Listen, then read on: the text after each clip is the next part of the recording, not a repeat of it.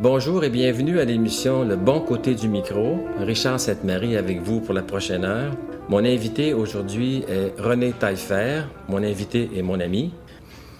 Et pour te situer, avant de commencer l'entretien, si tu permets, on va te situer par ton travail parce qu'il y a déjà des sculptures ici à Québec qui sont connues. Celle sans doute la plus connue par les gens honnêtes et malhonnêtes, c'est celle du Palais de justice. Une grande sculpture en acier inoxydable et en pierre. Celle de l'Anglicane est plus récente, sur le parvis, on peut dire, de l'Anglicane. Une autre sculpture au centre Mauvier-de-Genêt, qui est assez récente aussi, à l'île d'Orléans. Une autre à l'Université Laval, au pavillon, lequel? Au pavillon des Jardins. Il y en a d'autres sûrement que tu peux Il y en nommer. a une autre sur la rue Muir, dans un petit centre industriel.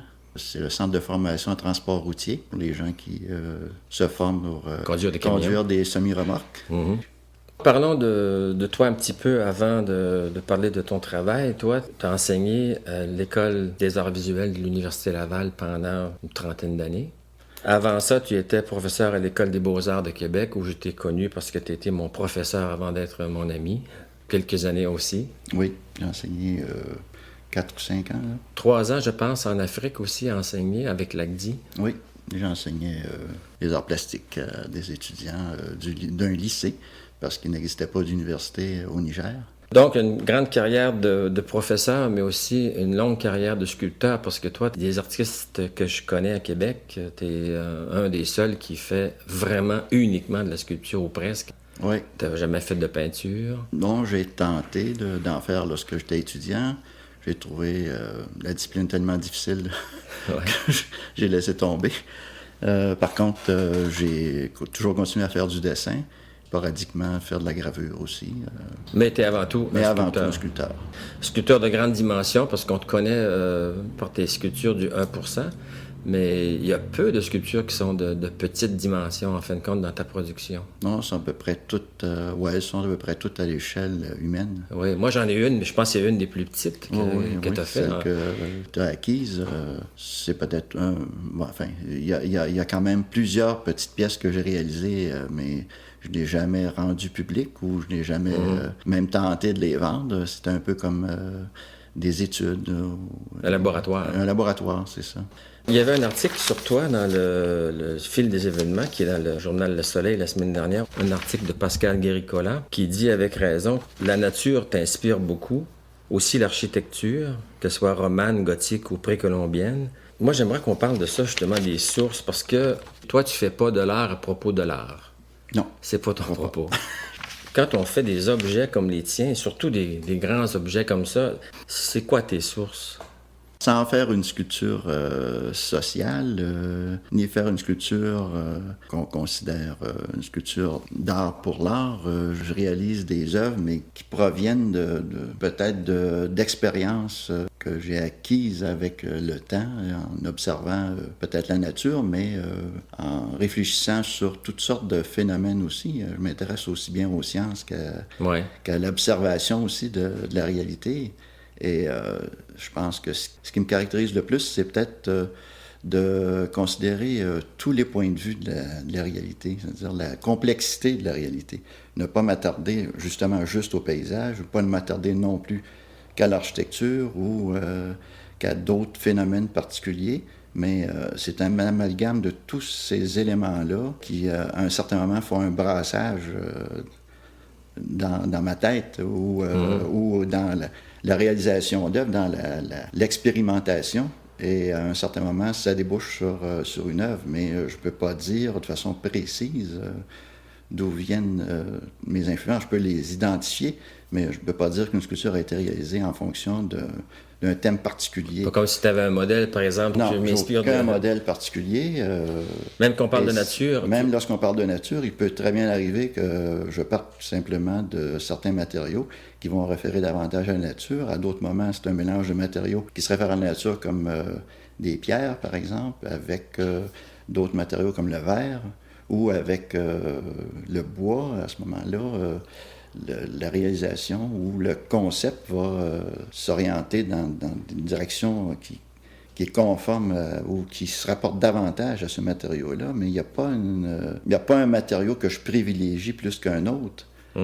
C'est lorsque je suis face à... Ni un sujet non plus. Ni un sujet non plus.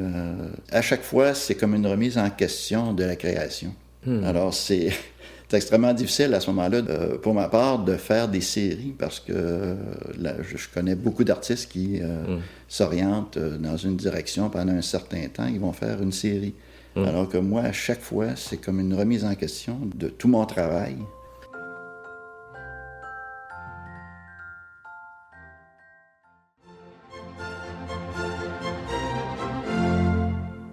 C'est Rémi Laroche qui, dans le communiqué de presse, qui dit voici, à partir de tes objets, voici des synthèses, des sortes d'expérimentations, des reconnaissances, des monuments pour la sensation.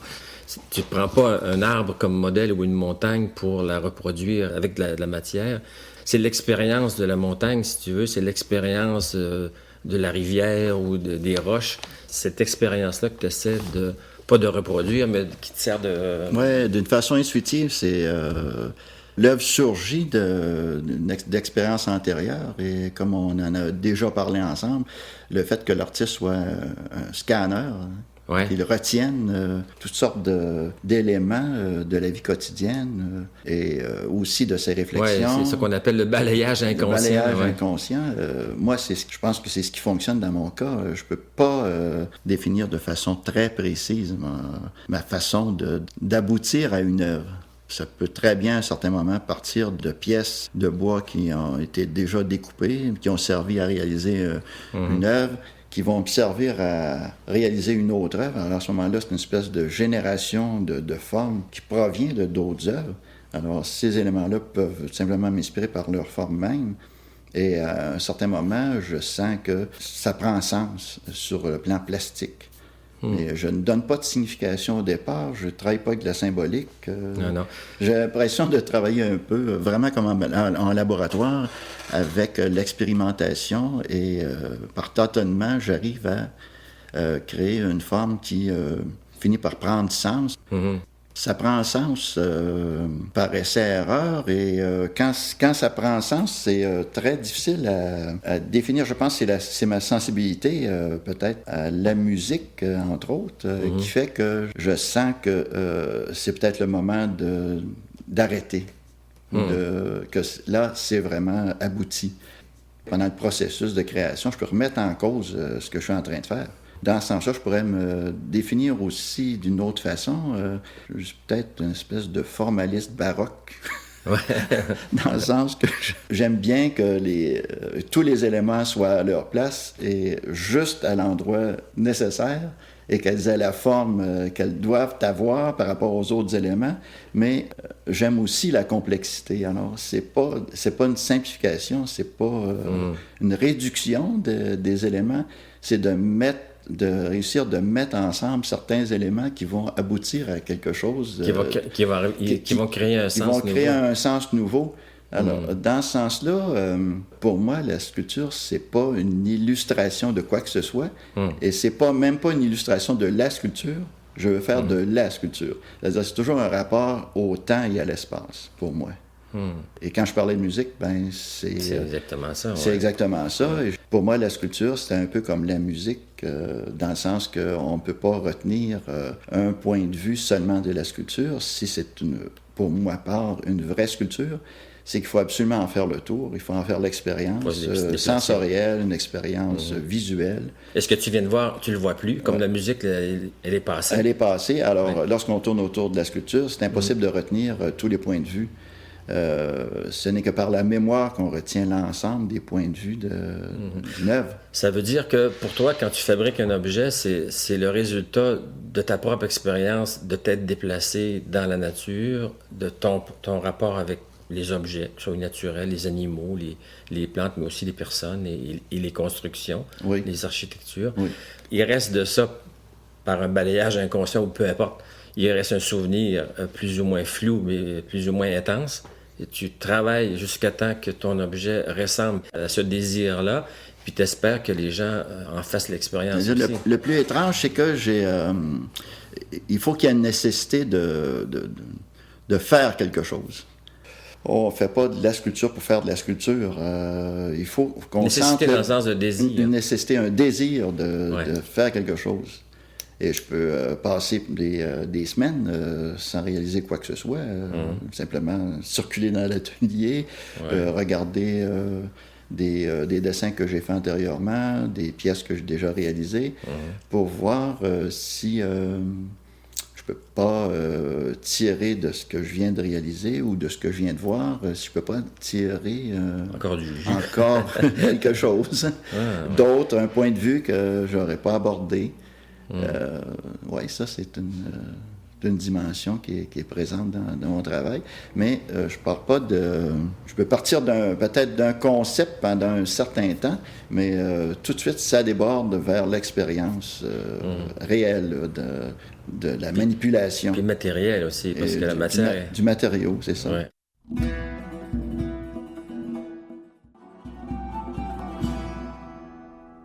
J'avais entendu il y a quelques années un ex-collègue à nous, Marcel Jean, qui expliquait à des étudiants en histoire de l'art que pour lui, la figuration, ça ne l'intéressait pas parce que, je résume sa pensée un peu 2 par 4, là, mais si on est figuratif, ça veut dire que déjà le sens de l'œuvre est déjà là avant même qu'on commence.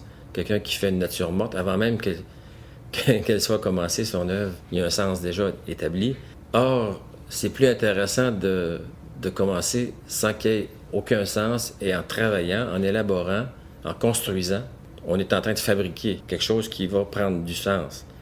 Ça m'apparaît plus complexe que ça parce que si on prend toute l'histoire de l'art, il y a quand même eu de la figuration jusqu'au 20e siècle. Absolument. C'est sûr qu'antérieurement, il y a des éléments qui sont à caractère plus symbolique. À certaines époques, c'est peut-être l'élément décoratif qui est apparu. D'abord, mais toute l'histoire de l'art plus connue là, de l'Occident, et même de l'Orient, à partir des Assyriens et des Égyptiens, c'est sûr que la figuration est toujours présente. Mais quand on voit la diversité d'expression à partir de la réalité extérieure, à partir de la figuration, il y a toujours eu moyen de modifier cette perception de la réalité par des moyens différents, des moyens plastiques différents. Je ne vois pas différemment le problème pour une sculpture aujourd'hui ou une sculpture d'hier. Que ce soit figuratif ou abstrait, pour moi, c'est pas un problème. Le problème n'existe pas. Il y a des choses qui peuvent se dire avec de la figuration, d'autres... c'est pas terminé. C'est pas terminé, et je pense qu'on peut s'exprimer en figuration comme on peut s'exprimer de façon soi-disant abstraite, mais en fait, c'est pas plus abstrait, comme Arp le disait. C'est un art concret aussi. Il parlait de ces objets pas comme des concrétions, pas des abstractions. Parce que c'était pas pour lui des abstractions. Et d'ailleurs, on sent des éléments qui ont des rapports avec la réalité observée, une sculpture entre autres qui s'appelle Couronne de Saints. S-E-I-N-S, oui. Oui, des saints, S-E-I-N-S. Mais peut-être que ce titre-là lui a été suggéré une fois que l'œuvre a été terminée. Dans ce sens-là, je travaille un peu comme lui. Il a travaillé aussi à partir de pièces de plâtre qui étaient des chutes d'œuvres antérieures.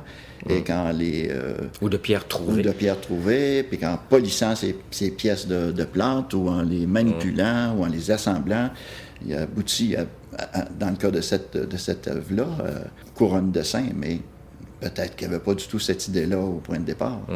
Le sens vient après. Le sens est venu... il n'est pas préalable. Il n'est pas préalable. Même en figuration. D'ailleurs, on découvre... Oui, je pense qu'on découvre le sens après que l'œuvre a été réalisée. Je ne pense pas qu'on le connaisse avant. Même quand on est figuratif. Même quand on est figuratif, parce que je pense que le sens profond des œuvres d'artistes comme Cézanne, Monet... il ne réside pas dans les pommes et les oranges. Il ne réside pas dans ce qu'ils représentent, mais dans la façon dont ils le représentent. Et dans leur cas, c'est beaucoup plus le rapport à la lumière, le rapport aussi à la forme et au fond, dans le cas de Cézanne. Parce le passage d'une forme à un fond, mais là, il y a comme un passage imperceptible, si vous posez souvent la question, comment exprimer dans un tableau, de faire un tableau et que ce ne soit pas dissocié la forme du fond. C'est sans doute pour ça que Henry Moore disait que Cézanne était un grand sculpteur. Oui. Pour revenir à Jean Harpe, c'est lui qui avait fait une exposition où il avait pris une pierre trouvée, il avait mis parmi ses sculptures une pierre qui ressemblait étrangement à ses propres sculptures, puis il avait signé Dieu. Un objet trouvé, un objet naturel qu'on aurait pu prendre pour une abstraction. Mais une pierre, c'est pas une abstraction. Ouais. Et il y a des artistes qui ont fait un travail qui s'apparente à la figuration, comme Brancusi, mais qui a quand même débordé de beaucoup la figuration comme telle. Mais c'est certain qu'il a pu s'inspirer, lui, je ne sais pas jusqu'à quel point, il a pu s'inspirer d'éléments de la réalité, mais en transposant là, énormément cette réalité-là. Ça revient toujours à la même chose, en fait, que ce soit Cézanne ou Brancusi ou Jean Harpe. Cézanne ne travaille pas sur le monde des pommes et des oranges, il travaille sur son monde à lui. Oui. Alors, ce qui nous propose que Cézanne ou Brancusi, c'est le monde selon Harpe, selon Cézanne, selon exactement. Donc, c'était un peu dans... D'ailleurs, c'est toujours une recherche d'identité, la création. C'est une quête d'identité. Moi, je m'inquiète pas du tout pour ce qui est de dire que mon œuvre serait influencée par un artiste ou un autre, influencée par une période ou une autre. Ce sera toujours une émanation de toi-même. De moi-même.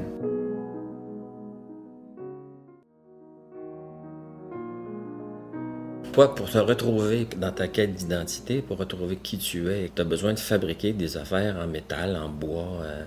Oui. Mais il s'agit du de créer de nouveaux rapports entre les formes pour faire voir une autre dimension. Mais le premier surprise, il faut que ce soit moi. C'est dans ce sens-là que je ne veux pas savoir à l'avance. Je ne peux pas savoir à l'avance quel sera le résultat, parce que si je sais à l'avance ce que c'est, au fond, je ne fais que transmettre à d'autres et à moi-même un cliché. Alors, si on veut se débarrasser d'abord de ces clichés, je pense que c'est bon, comme dans le cas de ce que faisait souvent Picasso, c'est de se débarrasser de toutes les images préalables, les images très culturelles et qu'on possède d'emblée, et d'aller au-delà de ce qu'on connaît. C'est là que commence l'aventure. Donc, on arrive, par exemple, forcément à des pièces uniques. C'est pour ça que tu ne peux pas faire de série, parce que si tu as fait l'expérience une fois... Je ne peux pas la refaire. Et je ne veux pas la refaire dans la même direction. Sinon, ce serait des faux tableaux, des faux objets. C'est ça. Ce serait une fausse sculpture réalisée par moi. Comme Picasso disait, s'il y a quelqu'un qui sait c'est quoi un faux Picasso, c'est bien moi, Picasso. Autrement dit, j'en ai déjà fait. Oui. C'est ça que ça veut dire. Peut-être. Oui. Ça ne t'arrivera pas. Non, j'essaie autant que possible que ça ne m'arrive pas. Les gens qui parlent de ton travail parlent du rapport au corps. Ça veut dire quoi, le rapport au corps? La sculpture à échelle humaine est toujours confrontée au même problème que tous les éléments qui nous environnent, qui sont à notre échelle, comme les éléments d'architecture, le mobilier, les objets du quotidien.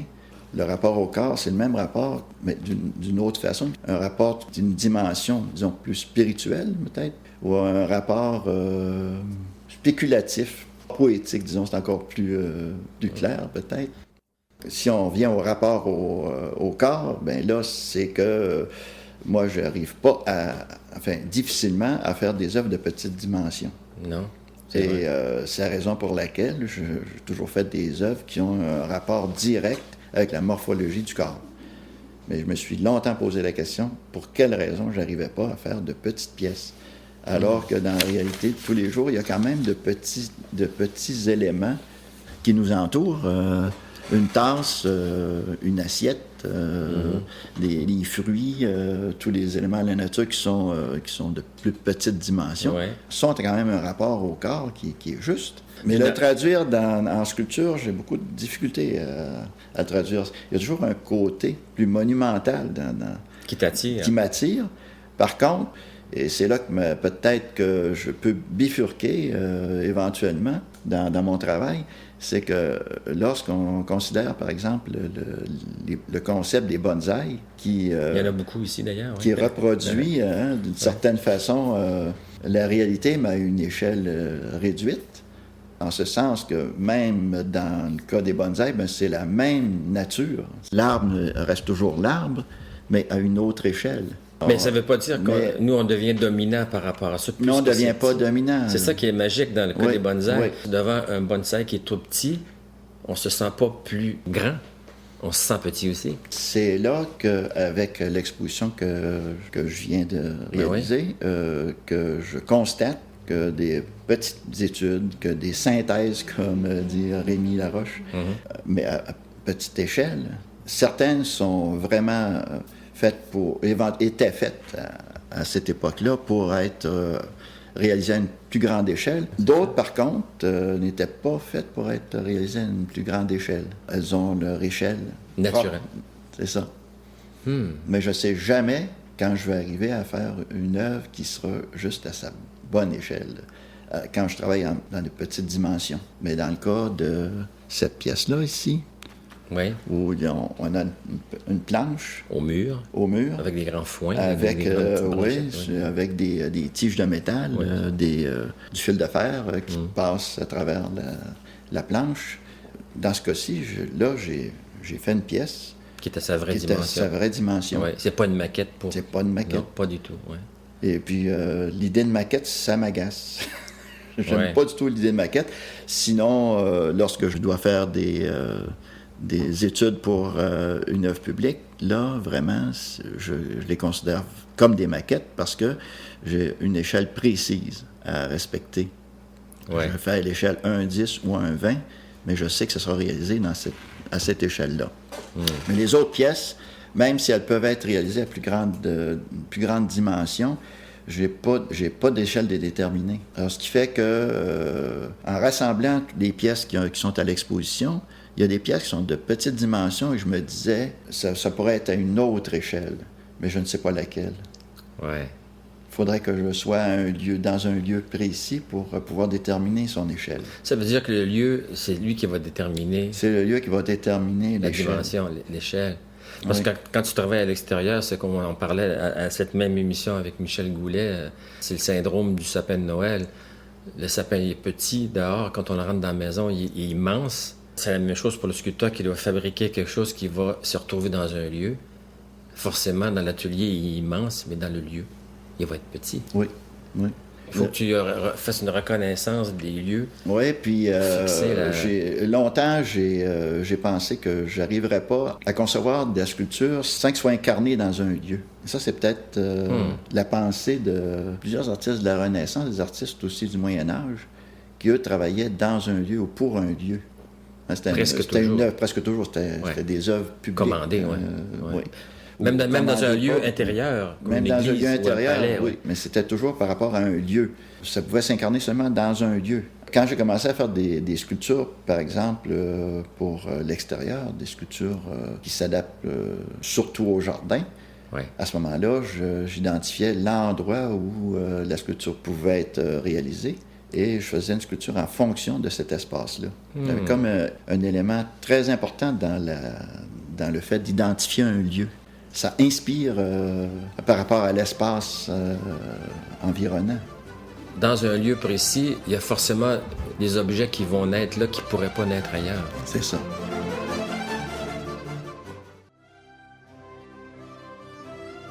Souvent, dans tes sculptures, tu as des grosses pierres, des gens qu'il faut être 4 gars pour la transporter. Hein, bon. Mais dans ton atelier, il y a des petits objets qui ont des petits cailloux, des petites pierres que tu ramasses depuis longtemps et que tu alignes et que tu travailles. J'ai souvent pensé qu'il y a dans ça quelque chose qui est comme primal. Le fait de ramasser des cailloux, des aligner. Tu sais, on a tous un mononcle qui a un chalet avec des pierres blanches peinturées à la chaux, alignées le long du chemin en plein bois.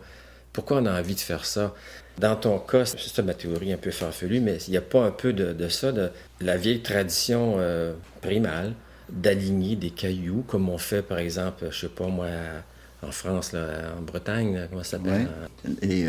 Les dolmens. Les pierres alignées là, de Carnac. J'ai déjà d'ailleurs fait un séjour en Europe pendant une année sabbatique où j'ai passé peut-être 2 mois à faire le tour de tous ces monuments, ces éléments d'un passé préhistorique. J'ai visité Stonehenge, j'étais très impressionné par cet espace-là, mais je les considère un peu comme des architectures. Et la pierre, pour moi, là, a une dimension d'abord temporelle. C'est comme une référence dans le temps de l'origine du monde, de l'origine de notre univers, de notre terre, disons. Ouais. Mettons ça à notre terre.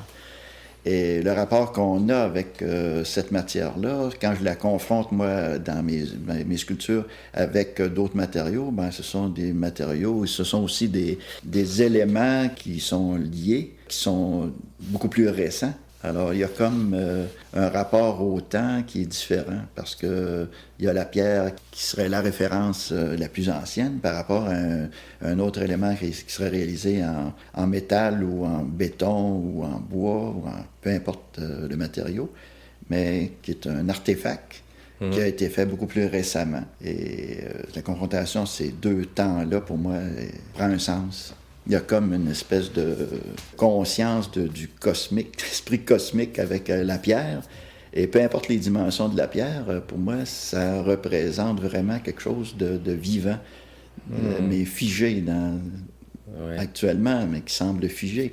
Mon intérêt pour la géographie, la géologie, la paléontologie, enfin, toutes sortes de sciences qui sont en rapport avec le temps, l'archéologie. Tout mon intérêt pour ça, et pour l'astronomie aussi, c'est parce qu'il y a toujours le temps qui est implicite dans ce travail. Hein. Là, tu te sens comme en continuité avec ça. Oui.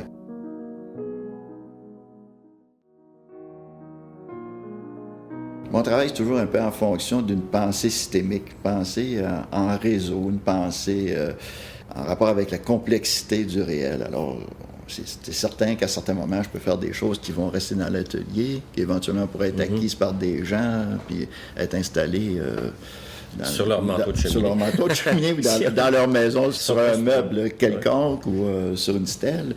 Ben, à d'autres moments, je tiens absolument à ce que ça parte du sol parce que je sens le besoin de faire ce type de travail en fonction de la morphologie du corps, en fonction de la manipulation, en fonction du côté sensuel du rapport à...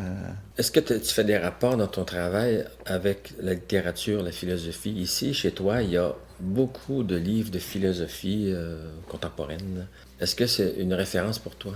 Ben, les livres que j'ai ici sont plus c'est peut-être des réflexions philosophiques ou, comment je dirais, paraphilosophiques sur l'univers, sur l'homme. Les œuvres d'Edgar Morin, par exemple, ça parle d'une quantité de sujets, mais en même temps, ça parle plus d'une façon de penser la réalité. Plus que de la réalité même. C'est sûr que là, dans ce sens-là, penser la réalité, c'est de la philosophie. Mais c'est pas un philosophe d'abord. C'est un sociologue qui s'intéresse à plein de domaines en sciences. Autre que la sociologie, mais qui rassemble, qui fait des synthèses, et c'est peut-être cette dimension-là qui m'intéresse, c'est cette pensée en réseau, parce que c'est vrai que j'ai pratiquement pas de roman, et quand je lis un roman, c'est parce que ça correspond un petit peu à la façon dont je fonctionne. Par exemple, le roman de Georges Perec, La vie mode d'emploi, ça c'est un roman qui me convient, parce que sur 500-600 pages, j'ai pas de problème à commencer à la page 50 et après avoir lu un chapitre très court, à passer à la page 150 et revenir à la page 25 parce que ça peut se lire dans selon tous les parcours possibles. À d'autres moments, je vais lire de façon plus linéaire, mais la pensée linéaire, ça m'agace. Alors, c'est pour ça que le roman, en général, j'ai de la difficulté avec ça.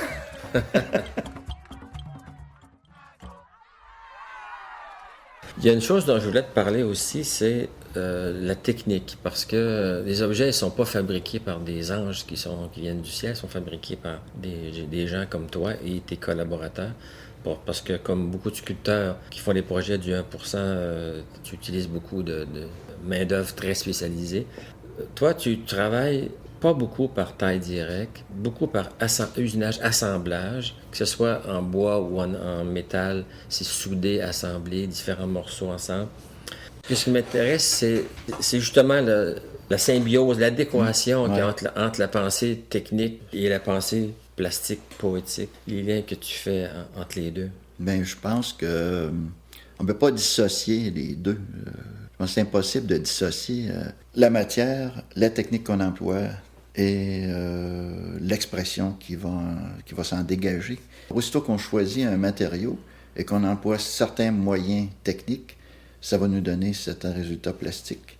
Avec les mêmes matériaux, si on emploie d'autres outils, ça va nous donner d'autres résultats plastiques. Mm-hmm. Puis là, c'est un choix qu'on fait à mesure qu'on avance dans le travail.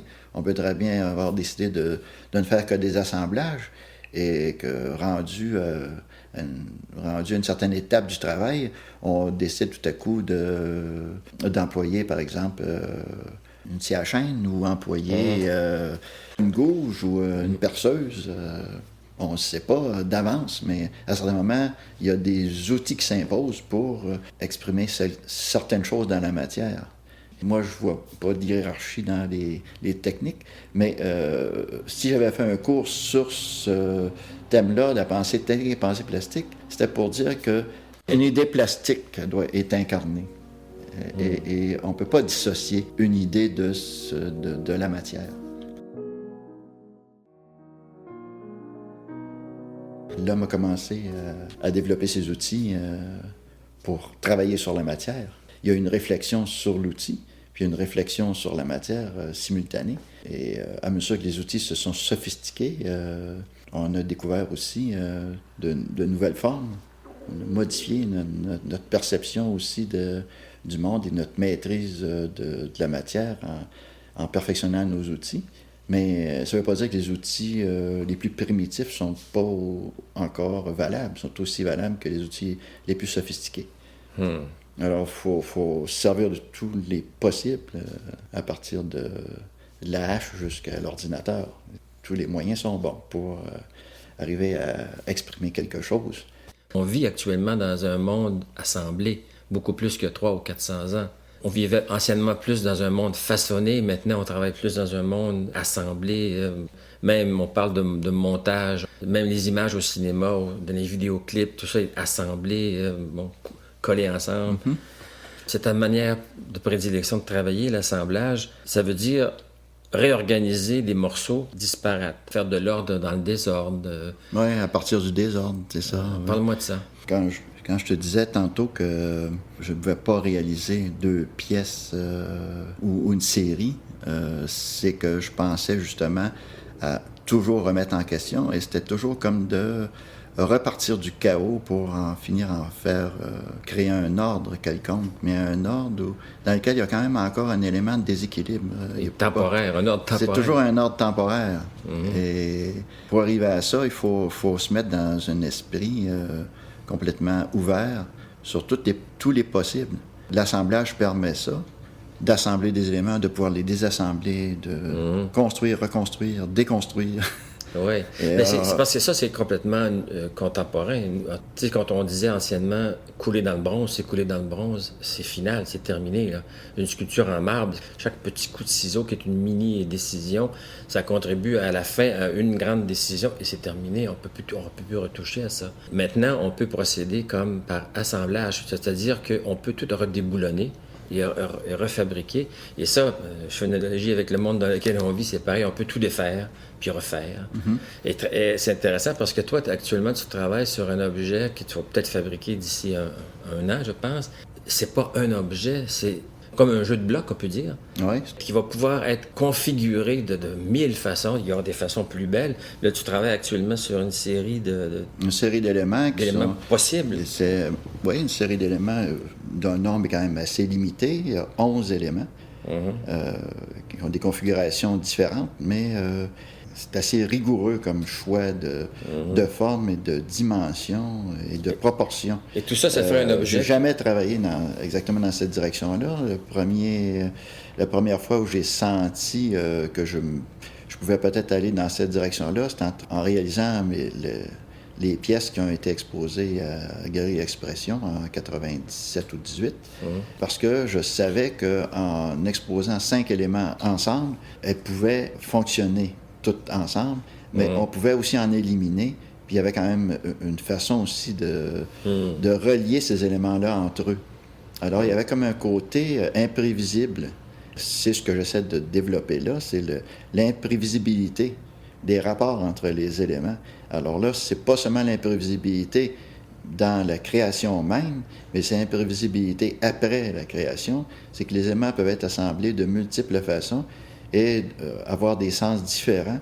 Et avoir aussi peut-être des émotions très différentes sur le plan plastique, sur le plan du rapport à l'espace. Selon les combinaisons. Selon les combinaisons, selon les assemblages qu'on fait, là, les rapprochements de formes les unes par rapport aux autres. Et pour être plus descriptif, là, on parle d'objets, qu'il y en a qui sont gros comme un réfrigérateur. Là. Il y a 4 ou 5 éléments qui ont sur 2 de leurs dimensions, qui sont carrés, 6 pieds par 6 pieds. 6 pieds par 6 pieds. Mais dans les autres dimensions, dans l'espace, par contre, dans l'autre direction, elles ne sont pas toutes pareilles. Par contre, il y a une série d'autres éléments qui, eux, sont de plus petites dimensions qui viennent se combiner avec ceux-là. C'est un peu comme la sculpture traditionnelle. C'est une série d'éléments simples, transformables, mais pas manipulables. Pas manipulables. Ouais. J'aurais quand même, lorsque j'aurais réalisé les pièces à l'échelle qu'elles doivent être réalisées, il existera toujours un modèle à échelle réduite pour que les gens puissent les manipuler et trouver des nouvelles combinaisons. Moi, personnellement, j'en ai trouvé jusqu'à maintenant à peu près une trentaine de combinaisons différentes et qui sont vraiment différentes. Vraiment différentes les unes des autres. Alors là, l'intérêt pour les spectateurs serait éventuellement de chercher d'autres combinaisons. Si tu permets, on va en mettre en image dans le site web de l'émission, de sorte que les gens puissent voir un peu ce dont on parle. D'accord. La façon de les recombiner, mettons, dans un parc, par exemple, cet objet-là pourrait être reconfiguré, pas tous les jours, parce que c'est quand même compliqué, pas toutes les heures, mais une fois par semaine, une fois par 2 semaines. Le visiteur, il serait confronté au même objet, mais une autre configuration qui l'amène à voir autre chose. Et ça, c'est un peu pour montrer ce que tu appelles le côté caractère transitoire des choses. Oui. Là, ça vous exprime de façon beaucoup plus claire le caractère transitoire qu'on rencontre dans notre vie quotidienne. La vie est transitoire. Oui. S'il y a quelque chose de transitoire, c'est bien la vie. C'est bien la vie, oui. Et de toute façon, tout est transitoire. Tout passe avec le temps. Alors, c'est comme pour insister sur cette dimension-là du transitoire. Il n'y a rien de définitif. René, c'était un grand plaisir d'être chez toi pour faire cette émission. Je te remercie beaucoup. Bien, je te remercie moi aussi.